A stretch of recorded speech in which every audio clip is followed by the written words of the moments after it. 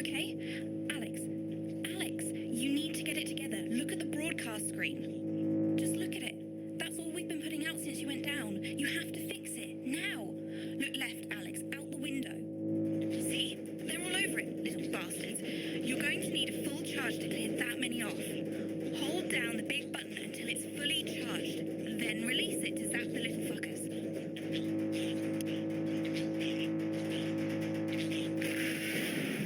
Excellent, Alex. We're broadcasting again. They must have built up while you were napping. Usually it only takes a tap on the button to clear one. Look, there's a lone one climbing now. Zap it off before it starts to mess up the signal again. Great. That seems to be the last of them.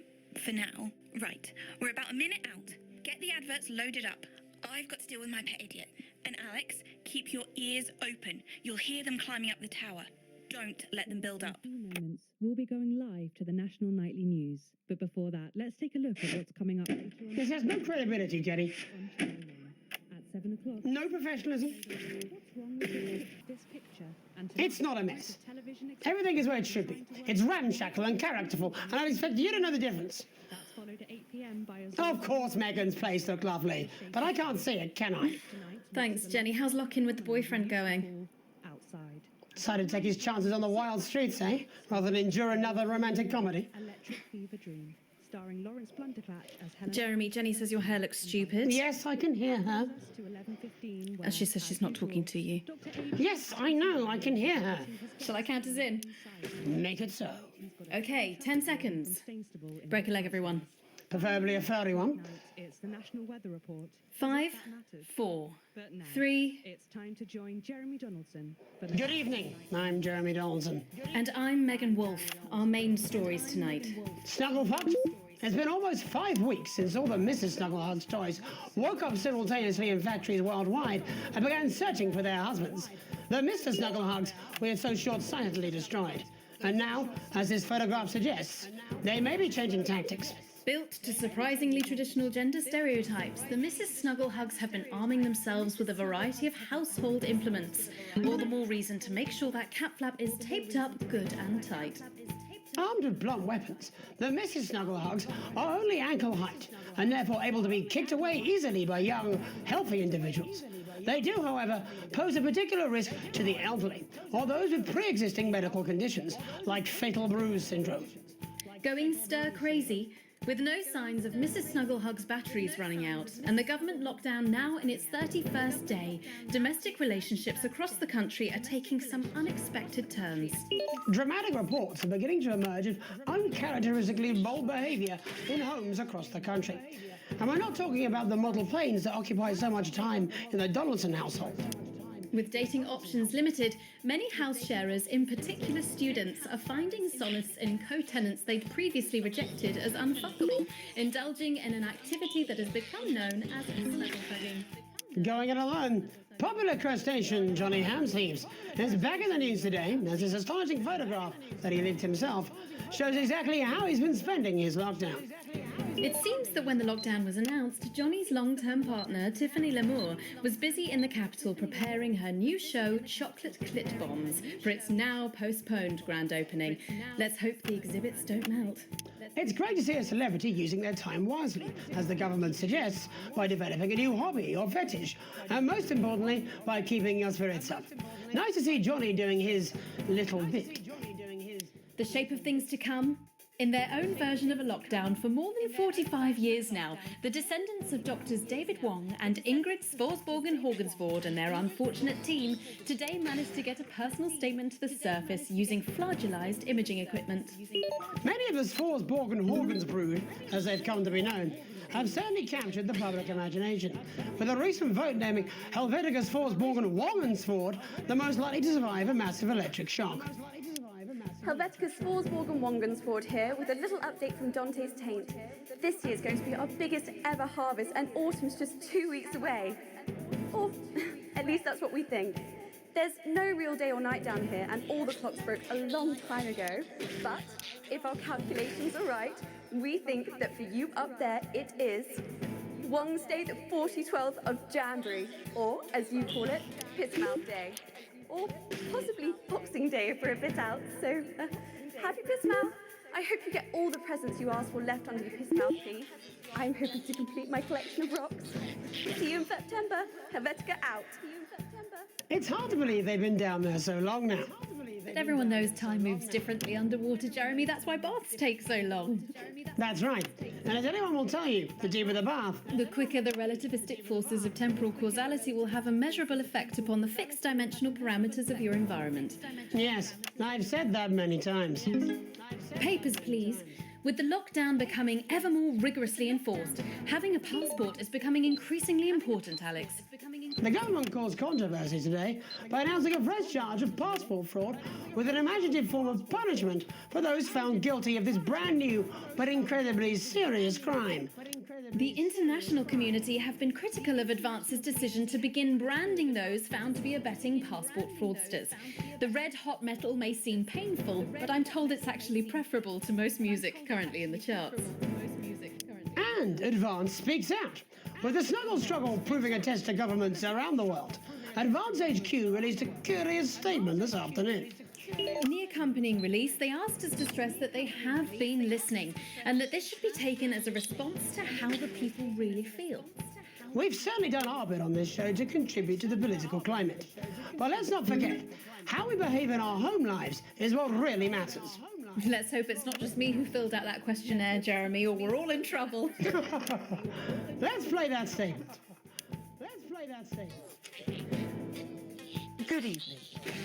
In these difficult times, it's important that we all feel united, that we're all in this together. And for a short time, we must bear significant change. To help myself come to terms with these tough but transitory times, I've written a list of things that are just as temporary as all of this discomfort. I thought it would be helpful to share my list with all of you. Christmas with the in-laws. Your child's school play. Your child's school play. Beauty. That phase you still don't talk about. That phase you still don't. Your New Year's resolution. Your husband's hairline. Your waistline. Your term in office. Your fleeting lifetime. Your fleeting and all of human endeavour. All of human endeavour. I hope my relatable list has allowed you to find reassurance, to know that just as these things pass us by, so too will this crisis. Together we will endure, as we always have. Thank you. Thank you.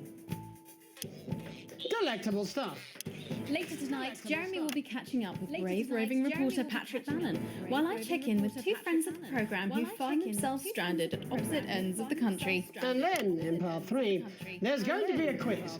Presumably because there's nothing more important going on that you might like to report on if you were saying a news programme. And in a moment, we'll both be asking Sophia Remington how such a trusted brand can have made such a terrible manufacturing mistake. Is what it describes here as help from popular psychic scientist Delia Lywell. Oh, I like her. Don't let you do that. That's all coming up on tonight's National Nightly News.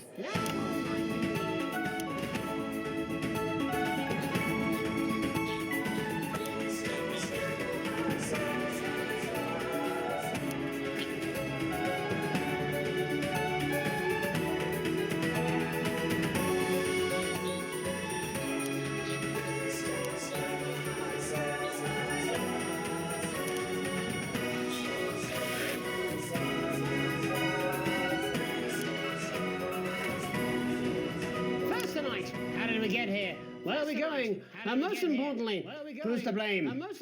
Joining us from her ranch in Arlingsfield, Milkirky, is the CEO of Remington's Fist, internationally respected business Bengali, Sophia Remington. Thank you for having me, Megan. I'm a huge fan of your work. And from a crystal healing laboratory, what I assume is a garage in Upper Lowington, inexplicably renowned psychic scientist, Dr. Delia Lywell.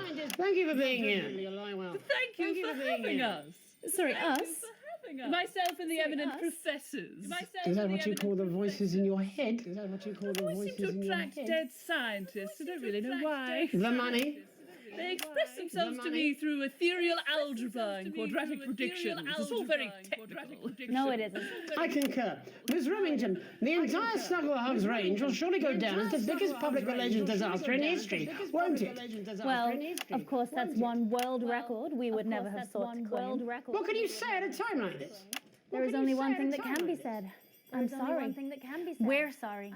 From everyone here at Remington's Fist, but especially the dedicated inventors and world-beating engineers at Rimming Toys. We are deeply, deeply sorry. Who could have predicted that letting a child's toy learn how to love could have such unforeseen consequences? Mary Shelley? We see you, Sophia Remington. You are preening by a metal vessel, and where you venture, you will see neither land nor sky. Is that supposed to be the future? Only the past is concrete.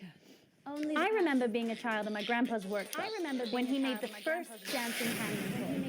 He put it by my bed, and when I couldn't sleep, I'd wind it up and let it go, and I'd watch that happy little executioner wiggle and wave his tiny noose and dance before my eyes.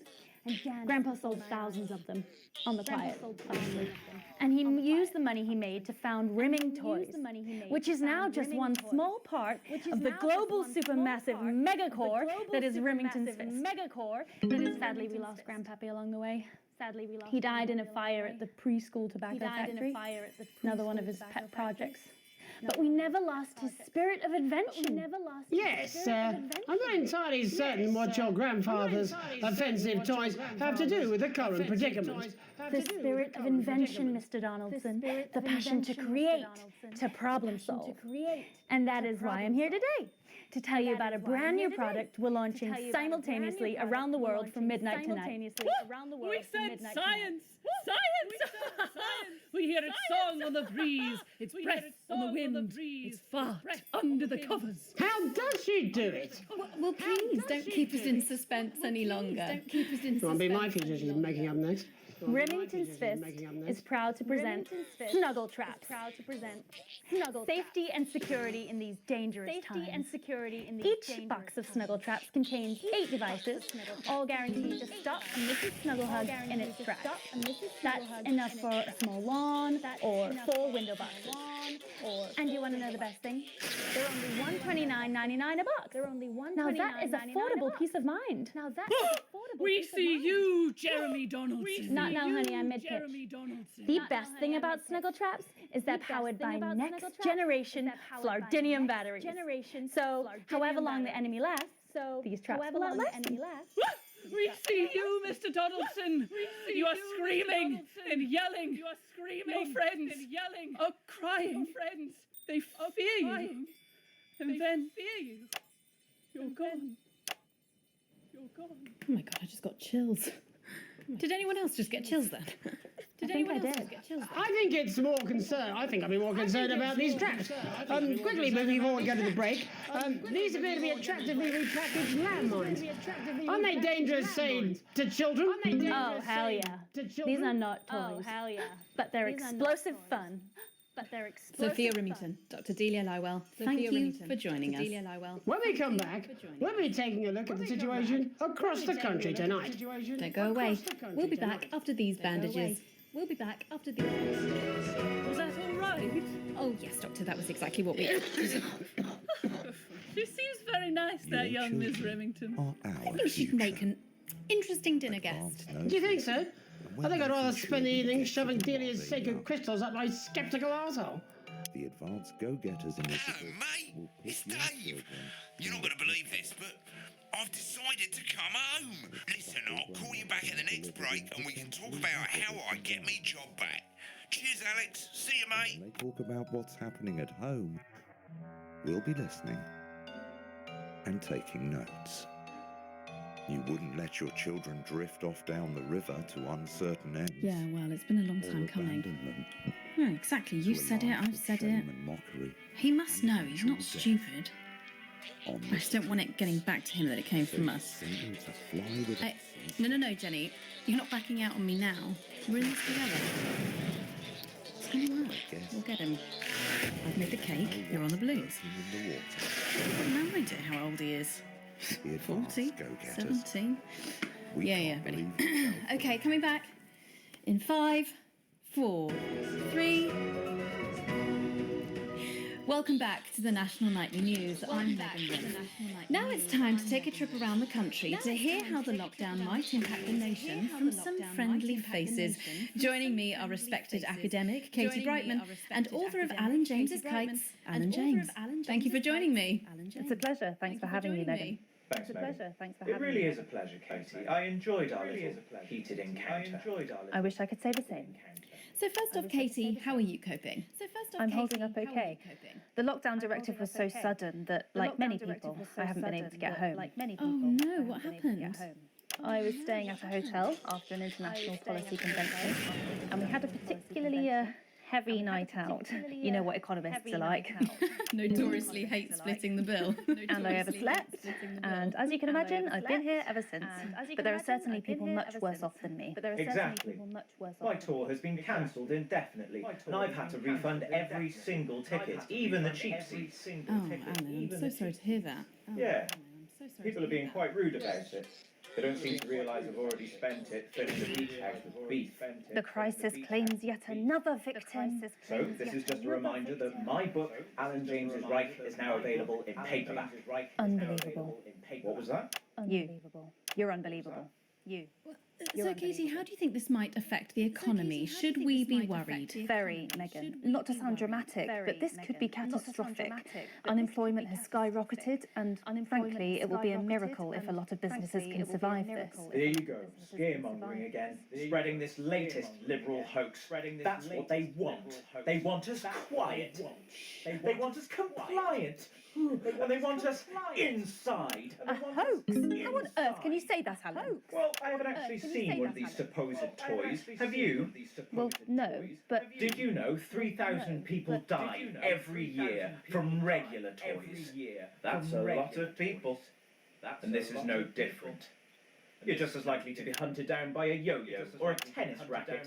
He makes an excellent and persuasive point, Katie. Don't listen to her, Katie. The press are the enemy of truth. She's agreeing with you, Alan, you absolute shit. Well, then I must be wrong. Alan, are you now recanting your statement that these toys aren't dangerous? People are saying they're just like normal toys, and that simply isn't true.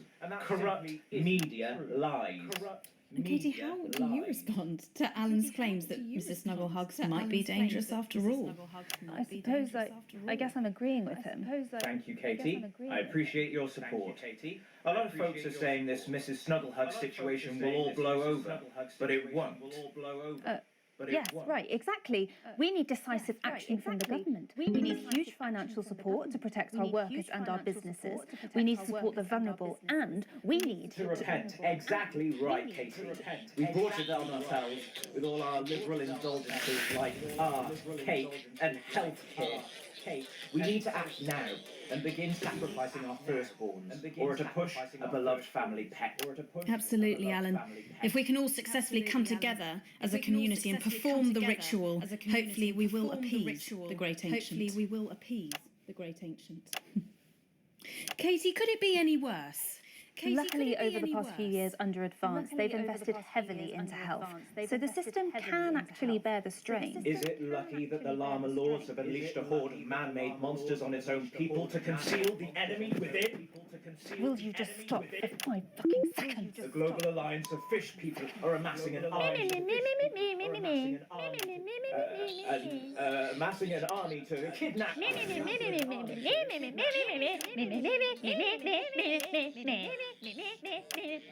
you. That's what you sound like. That's you. That's what you sound like. But I don't sound like that. Yes, you do. You do, Alan. You do sound like that. And that's why no one wants to be your friend. I've got loads of friends. No, you haven't. I don't think you do, Alan. Yeah, stop lying, Alan. Yes, not lying. You are. Oh, good one. Lying. You are. Oh, good one. Well, I'm telling. Alan James, Katie Brightman, thank you for joining me. Some real food for thought there from two of the territory's leading minds. Any moment now, I'll be heading over to Jeremy, who is going to be bringing us an up-to-the-minute report of the status of the nation. Over to you, Jeremy. Thank you for what I'm sure was a reasonable debate, which really contributed to the national conversation. Next, out on the streets, someone who's always doing exactly that. It's Patrick Bannon. Are you there, Patrick? Hello, Jeremy. Yes, hello, I'm here. I'm here live. Apologies for the quality of the broadcast today. Couldn't find any cameramen or women brave enough to come and join me, so I'm out here on my own. Right, and can you tell us what it's like out there? Yep, I can. It's as you can see behind me, the streets are currently completely deserted. So my question, Jeremy, is just how long?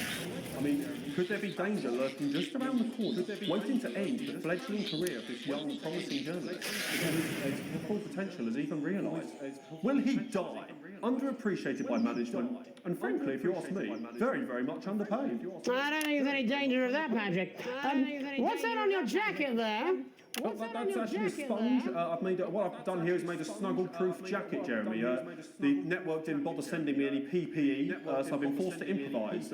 In fact, showing the sort of resourcefulness that would make me an ideal candidate for, I don't know, for example, an anchor position starting whenever they'd like. From your point of view, Patrick, just how safe are our streets? Not safe at all, Jeremy, not safe at all. I'd recommend people staying inside, following government advice and not putting themselves at any risk at all. Unless, of course, like me, it's for groundbreaking journalism reasons. And just where are you, Patrick? I'm in the street, on the street. Which street? Which street? I think I'm struggling to hear you, actually, Jeremy, there. Which street? Which street are you on? Which street am I on?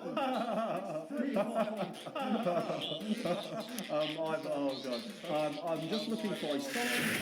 Oh, there it is. I'm on Bannon Avenue. Bannon Avenue? Yep. Avenue? Yep. Bannon Avenue. Yeah, no, I can hear you fine. Yep, I'm on Bannon Avenue on the sign, it says there. Like Patrick Bannon? Oh, yeah, that is like, that's strange, that's a weird sign. I don't know what's going on there. Where are you really? I'm on Where Bannon. are you really? I'm on Bannon. Alright, fine, I'm not on Bannon Avenue, I'm at home, to be honest. Alright, fine. Well, I'm in my bathroom, technically, but, you know, I couldn't face it, to be honest, mate. It's, you know, it's terrible out there. I don't want to go outside. They're everywhere. I'm sorry for lying. They're everywhere. We don't expect any less of you, Patrick. We don't expect any less of you, Patrick. Can you hear that sound? I can, yes. I'm no expert, Patrick, but it sounds unmistakably like a tiny fist tapping on your door there. A tiny fist tapping on your door there. Oh, fuck, Jeremy, shit, no! Oh, bollocks, Jeremy. Perhaps there's a small queue of tiny fists, each wielding a different gendered household implement, ready to bash in the heads of lying little roving reporters. You're lying, aren't you? Oh, shit, okay, fucking listen to me, you bastards! If you're out there, just piss off, you little fucking snuggle fuck! I'm too talented to die!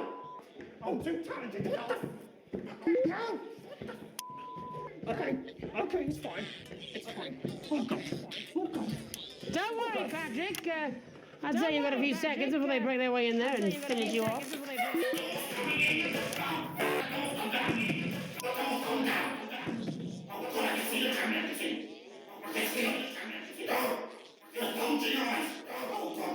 What do you see, Patrick? What do you see, Patrick? I see only the devil. I see only Satan. Oh, God, no. Coming to this.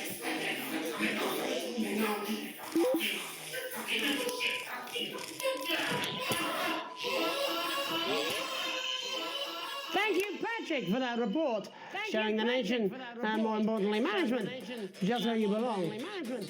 It's time for another break, but when we come back, we'll be able to take your mind off the world for a little while, and who knows, maybe even bring you a few smiles.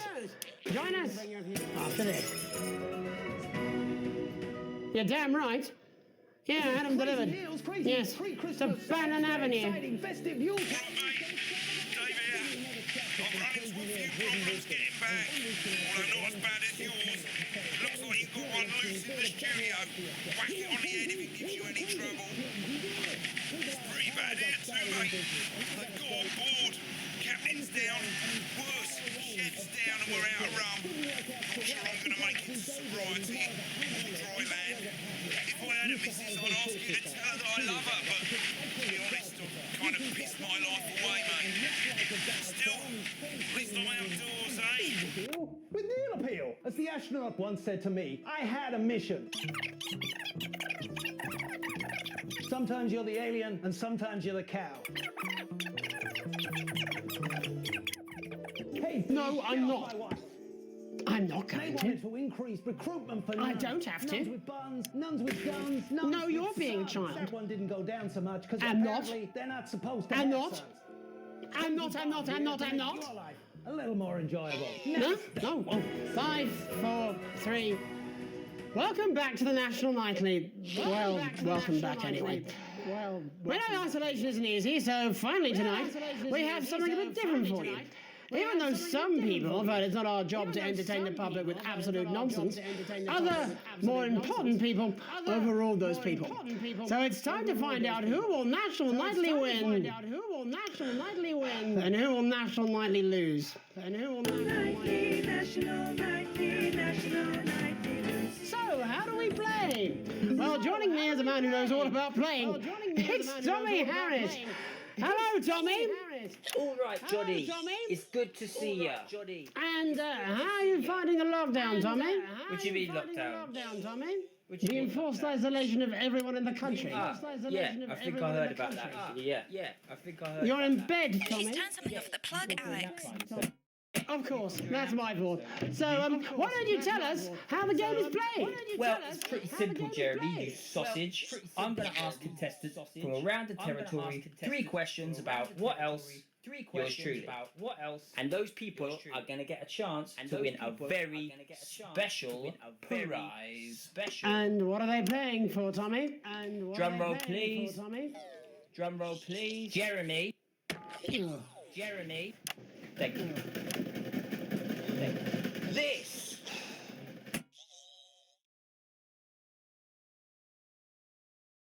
She's turned off the trip switch, Alex. Fantastic prize. Have we got anybody waiting to win this once-in-a-lifetime prize, Jimmy? I believe we have Angie on the line. How do you feel about winning this man's old pants, Angie? I've never been so excited, Jeremy. And can I just say, I love you. Both of you. Well, you've said it now, haven't you? Oh, Angie, I love you.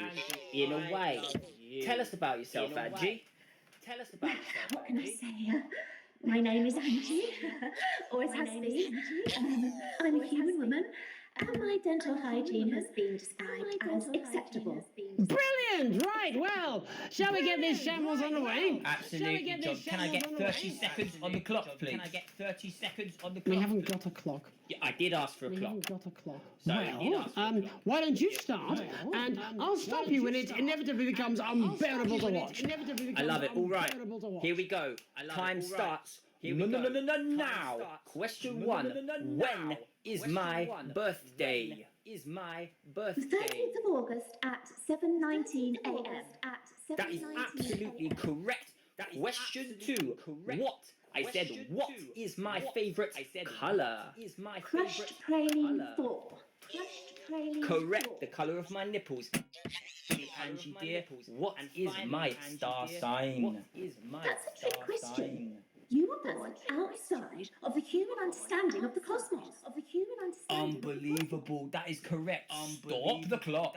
Wow, that really was tough to watch. How did you do, Tommy? Well, Angie, my love, you got every single question right. Which of course means you lose and win absolutely nothing. Thanks for playing, Angie. Bye. Do we have another contestant on the line at Jelly Bean? We do indeed. We should have Sonia Artleach. Are you there, Sonia? Of course I am, Jamie, darling. Thank you for being here, Sonia. Thank you for being here, Tommy. Let me guess, you work in theatre, don't you? Is it that obvious? Was it the glamour or poise? It certainly wasn't your inherent sense of humility.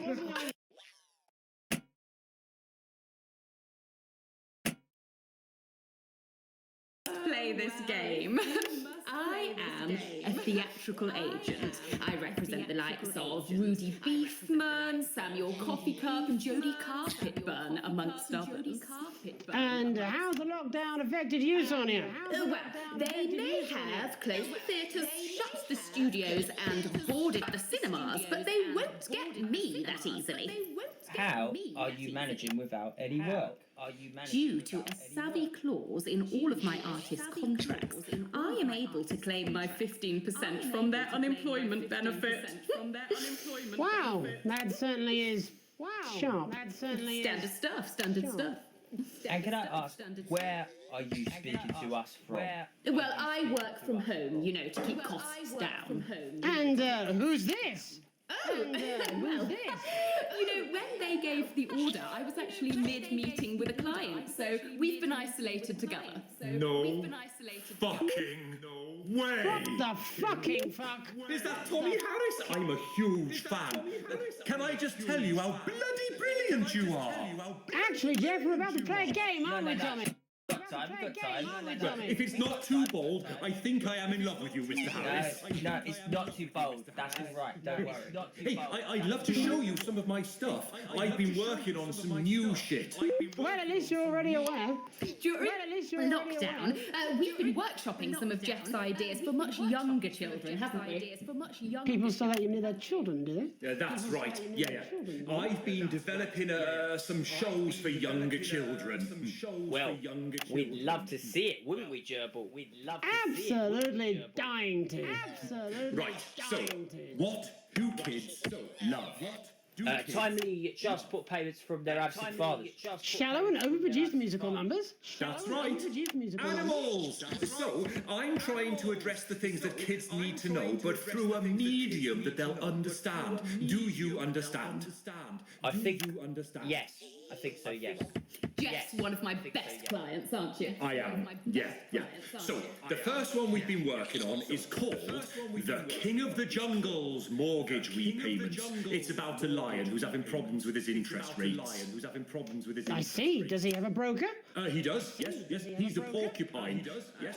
How did you know that? Well, your work is universal, darling. It speaks to people. I'm going to say something to you, mate. I think you're onto something here.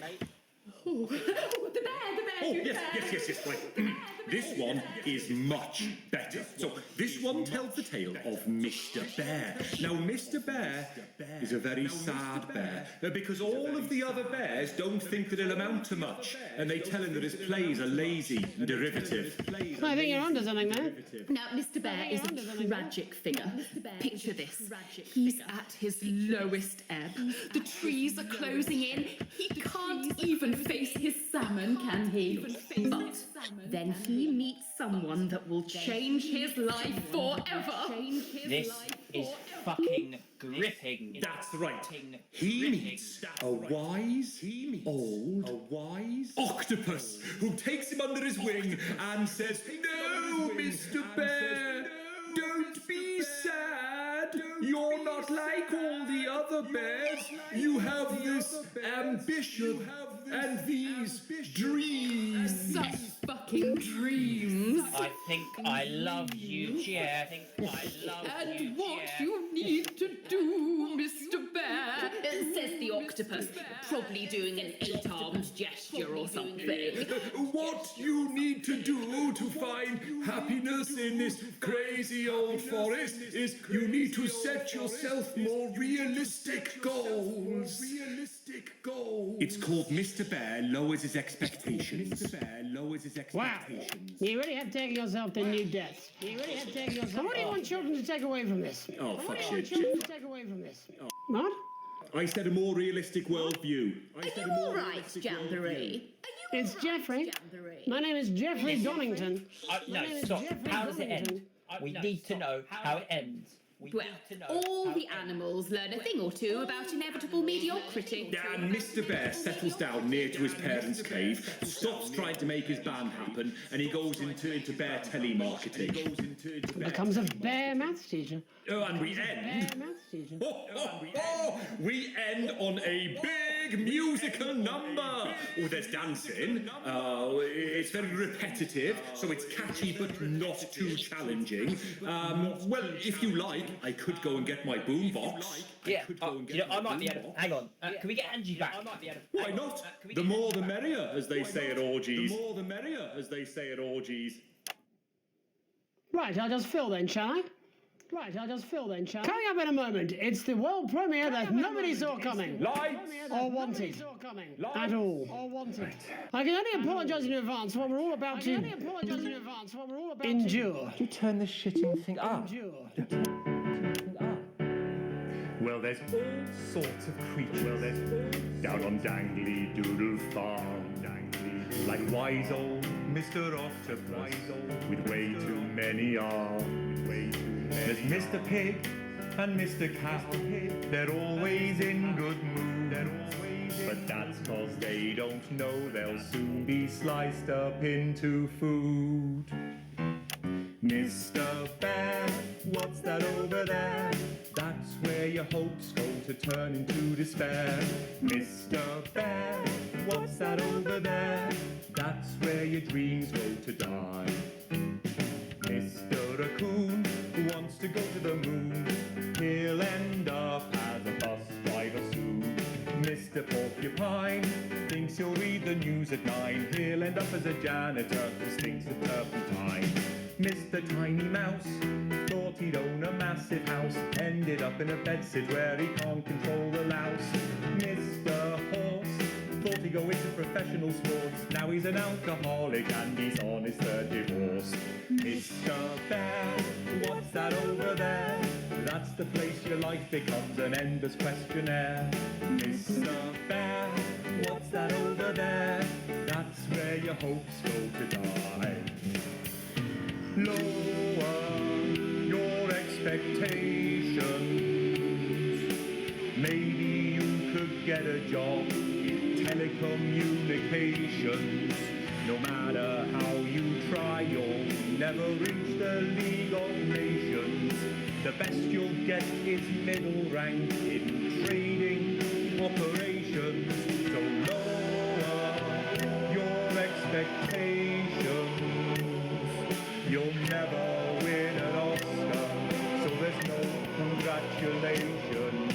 The future that is coming will not meet specifications, and no amount of visualizations will save you from your own deterioration. Mr. Bear, what's that over there? That's a tramp who thought he'd be a multi-millionaire. Mr. Bear, what's that over there? That's where self-esteem goes to die. Mr. Bear, what's that over there? That's the disappointment that is waiting everywhere. Mr. Bear, what's that over there? That's where your schemes go to die. That's where your dreams go to die.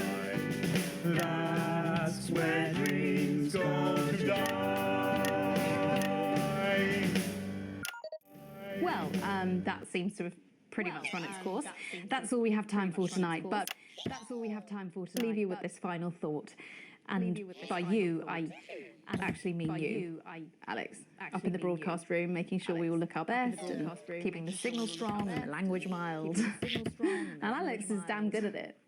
Alex is our invisible foundations. You at home can't see them, but they're always there, keeping us afloat. Of course, we can see you, Alex. Of course, we can see you. I saw you the other day in the corridor. Do you remember? I tried to catch your eye, but I think you must have been deep in thought because you just sort of walked past me like I wasn't there. I try and sit in your eye line in the canteen some days. Every day, if I'm honest. Every day. Oh no, it's wrong. I know you're married. I've done some digging. I found out about the fact that you risked being arrested to help Chris, and that you stretched yourself to let Susie go travelling. And you're no pushover parent either. You kept Charlie safe, even if he resents you for it. At least that's what he told me when I talked to him. At least that's what he told me. Oh, don't worry, Alex. I wore a disguise. Don't worry, Alex. And I spoke like this so he wouldn't recognise me famous voice. I'm not crazy, Alex. I don't want you to think I would ever do anything to hurt Charlie or Susie. Sam's lucky.